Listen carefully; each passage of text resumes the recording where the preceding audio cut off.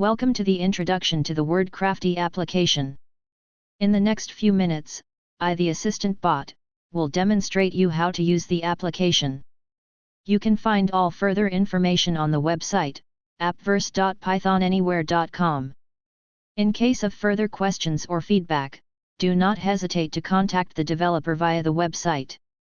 Let's get started. On Startup, you will find yourself on the main screen, which consists of 4 parts.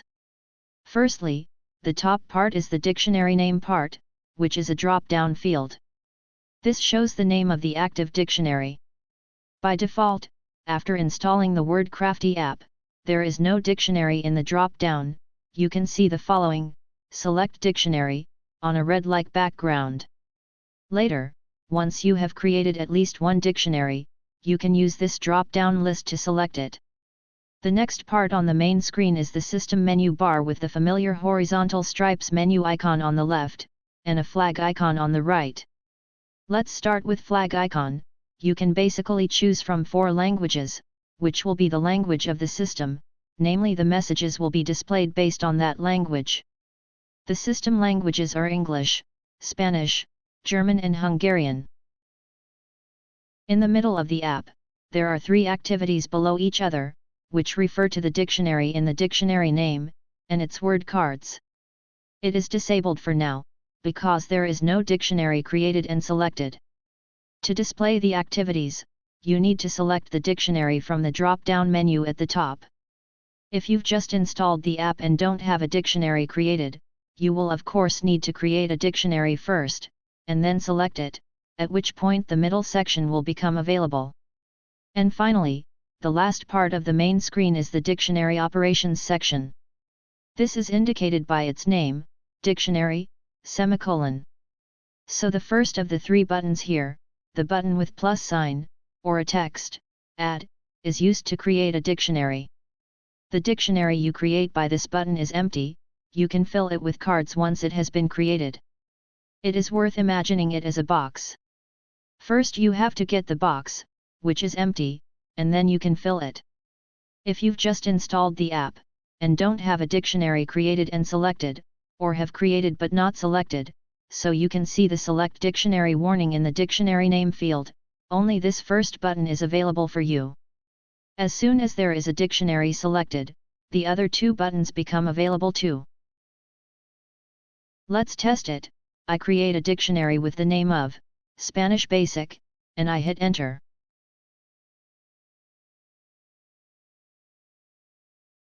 OK, one more, German Basic.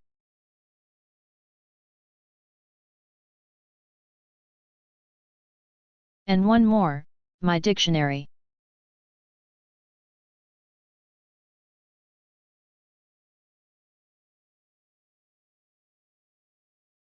Now, let's choose a dictionary. For example, I choose my dictionary.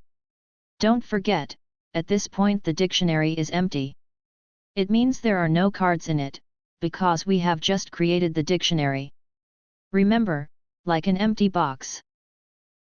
For now, in the dictionary operation part, the other 2 options become available, namely, del and edit buttons. By the del button you can delete the dictionary and all its contents, and the edit button is to rename your dictionary. Let's do the renaming first. I rename the current dictionary to my one, and press save. After renaming a dictionary, the dictionary name is set back to the default warning, select a dictionary. Now, you can see your previous dictionary renamed in the menu, my1 in the list.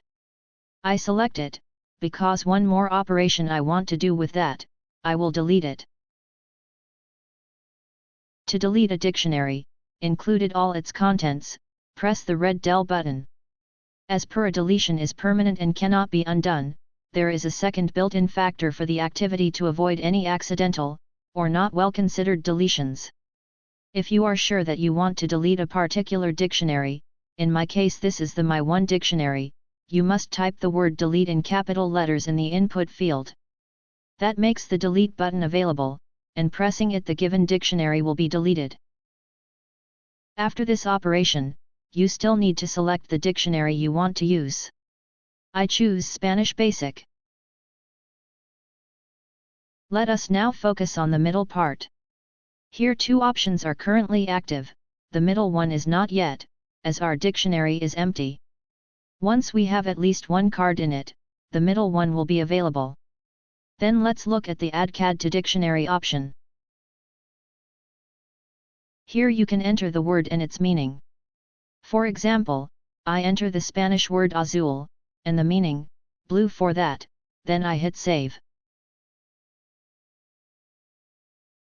Now, you can see that the middle option became available, which is the knowledge check, because now I have at least one card in the dictionary. Let's add another card. I enter El cielo es azul. And yes, you can enter an expression or sentence if you want. Meaning, the sky is blue, then click save.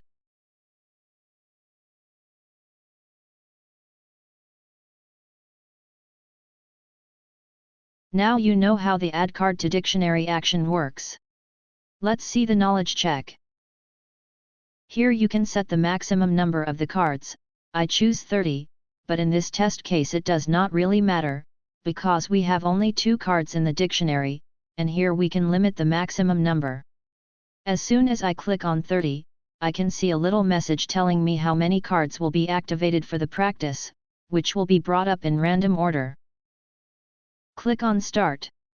Moving from top to bottom, you will see a flip icon on the left, which will flip the card over, if you want to look up the word or phrase. Click on the same icon to flip the card back. Next to it, the arrow icon will jump to the next card. There is no way moving backwards, so press this button if you want to move on to the next card. The dark blue box shows the meaning of the word system is looking for, and you can type the word or phrase for that format in the Answer for Score box below. Of course, you can quit practice at any time by clicking on Quit button. And one more button, a book with a tick mark. Clicking on this will mark the card as known, namely, it will not come up again during the exercises, because the system assumes you already know it. And one more symbol, on the last card you can see the Finnish flag icon. It simply means that this is the last card. By clicking on it you can see a short summary of the practice. Here if you click on wrong answers, the cards are listed you need to focus on. Namely those for which you did not give the right answer. Click on back arrow to go back to summary, and click on back home to go the main screen. Dictionary review. Here you can see the cards added to the current dictionary, which is now in my case Spanish Basic. The cards are listed in grayish blue, you can see the word and its meaning, and there is an edit icon on the right of each card. Click on it, and here you can edit the given card. You can edit the word, and also its meaning, and you can mark the card as known, or uncheck that known box. You can save modifications, or go back by cancel without saving any update, and you can delete the given card. Be careful, because the card deletion process is not multi-factored. By clicking on delete button the card will be deleted immediately from the dictionary. I press now cancel.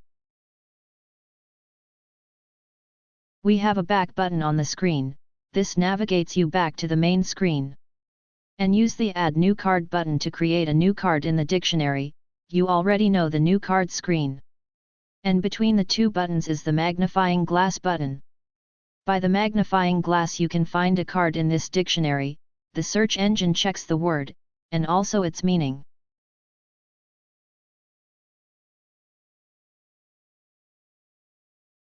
I enter A, Z, U, L, and you can see that all cards where either the word or the meaning contains the azul, will be displayed.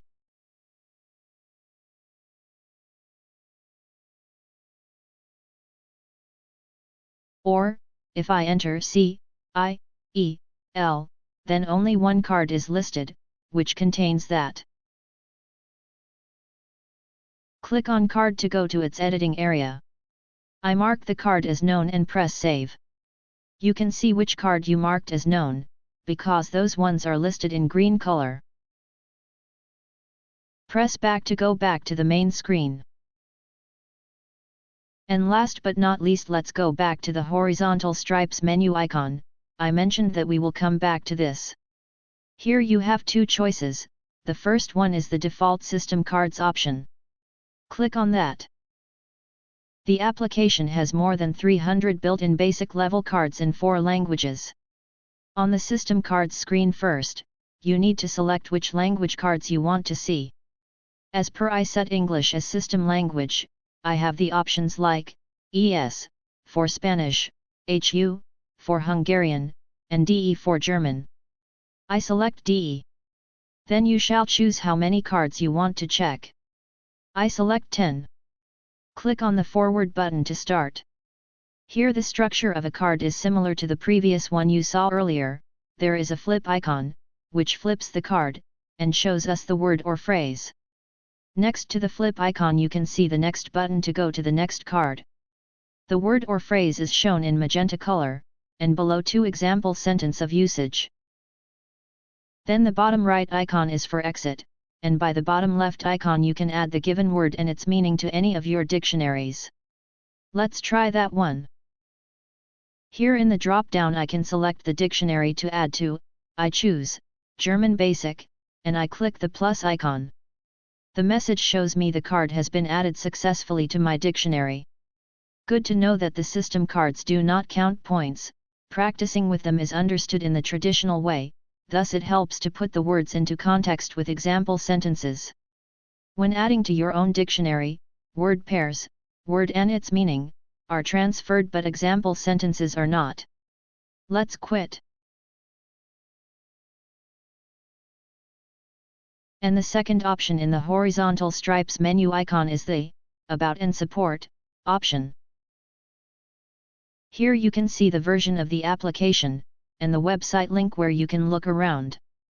Leave a feedback on this application, or you can simply send development ideas about what kind of application you would like to use, what you don't have but need. This brings us to the end of the demo. Might this was too much information at once, so I suggest you watch this tutorial video several times if any part is not clear. And if you have any further questions, please visit the website upverse.pythonanywhere.com. I wish you a good learning experience. Thank you for watching.